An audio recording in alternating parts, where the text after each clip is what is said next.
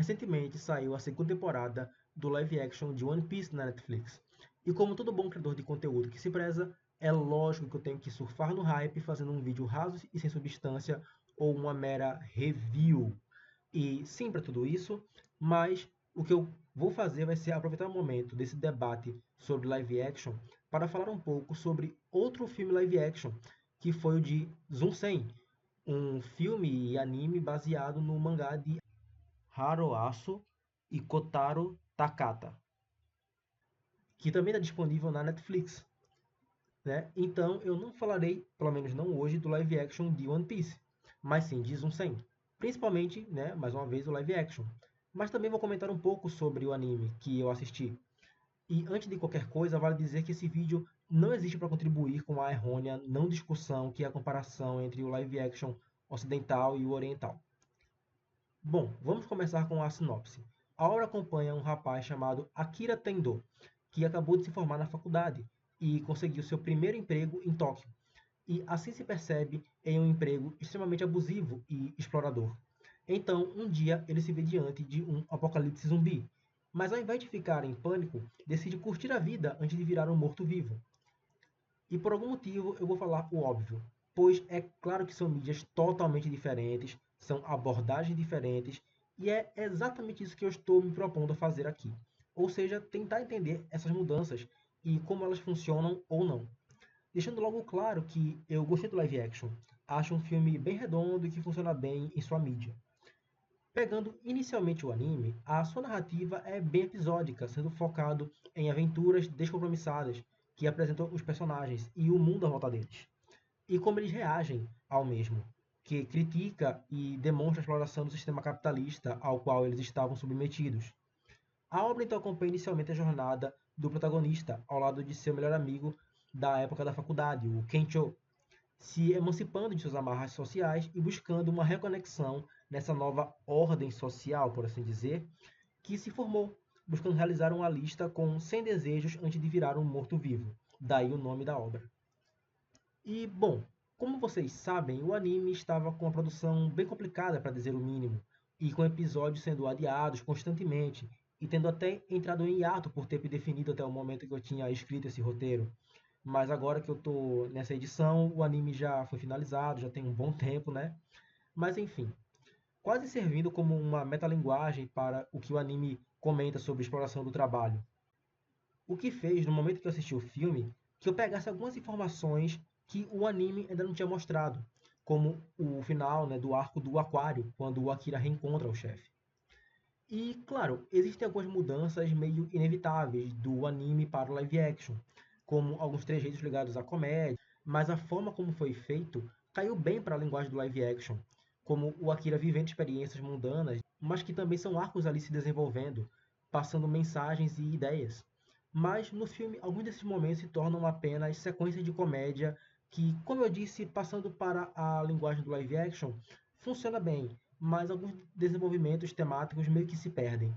Então faz falta, mas acho que nesse caso era uma perda meio inevitável e para a linguagem do filme funciona bem. Então eu não fico tão puto com isso. Bom, uma mudança que chama a atenção está ligada com relação ao arco da personagem feminina, que no começo de ambas as adaptações é apresentada como uma pessoa séria, precavida e aparentemente sempre preparada para qualquer situação. Durante o filme, uma mudança feita com relação a ela foi colocá-la junto do Akira e seu amigo Kencho, e já os fazendo começar a viajar juntos logo no começo da obra, que eu digo que foi uma boa mudança. E daqui a pouco eu detalho o motivo, próximo do final, quando Akira reencontra o chefe e tem que trabalhar no aquário, que foi uma junção de vários acontecimentos que no anime são mais episódicos, não que eles não estejam contando uma narrativa dessa maneira também, mas isso é um filme de 2 horas e então logo é toda uma outra dinâmica para construir um certo ápice no final.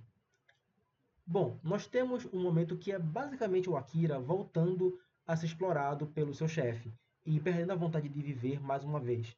E eu vi esse momento, como eu mencionei, primeiro no filme. Afinal, o anime estava tendo muitos adiamentos nos episódios. Então eu só assisti na outra mídia depois. E eu vou dizer que eu preferi no anime, justamente pelo fato de que eu acho que a gente consegue entender melhor os sentimentos da personagem naquela situação e a tomada de decisão para ajudar o Akira a voltar a se emancipar de seu chefe abusivo. Pois no anime nós temos a informação do passado da personagem, mostrando os traumas dela e como a levou a ser quem é. E aí entra uma coisa que eu vi pessoas reclamando, obviamente no Twitter, de que foi estabelecido no episódio 2 uma dualidade entre o Akira e ela. Pois o Akira quer curtir a vida e ela observa a situação de forma prática, objetiva, sendo bem rígida com a sua rotina. E posteriormente temos a explicação para isso, devido à relação dela com o pai. E para mim, esse é o ponto. A dualidade não deixa de estar lá, pois se observarmos como a relação deles começa, ela já conheceu um Akira com gosto pela vida e que queria viver seus 100 desejos.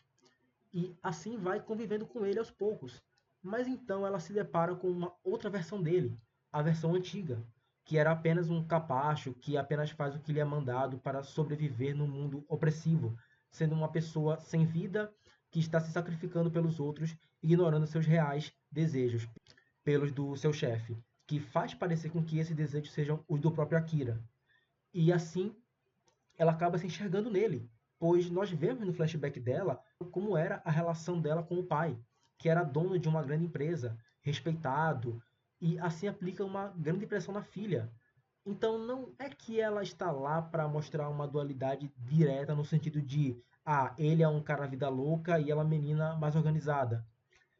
É que eu acho que essa dualidade meio que se perdeu. Bom, pelo menos a forma que eu interpreto é a seguinte: eu não acho que ela sirva para mostrar essa dualidade necessariamente.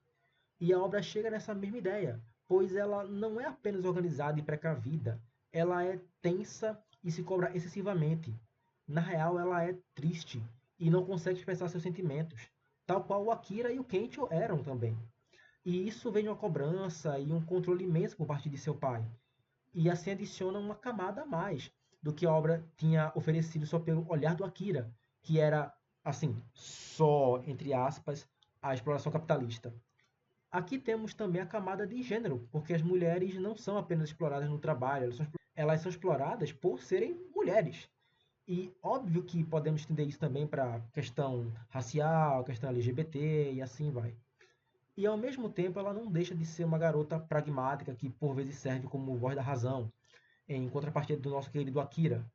Então talvez o ponto não fosse necessariamente uma dualidade com relação às abordagens de como lidar com o apocalipse zumbi, que também é uma metáfora para o ambiente de trabalho e a vida em geral, mas sim o próprio tema da obra, que circundam os três personagens centrais, ou seja, o controle e a emancipação dessas pressões socioculturais para assim aproveitar a vida sem essas pressões.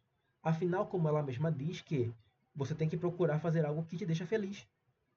Mas no final do filme, nós não temos o flashback com o pai, o que torna o momento em que ela pede para Akira se libertar mais uma vez daquela exploração meio vazio, pois não temos uma maior conexão emocional e temática. Então parece que ela tirou do nada, mas é que entra o pulo.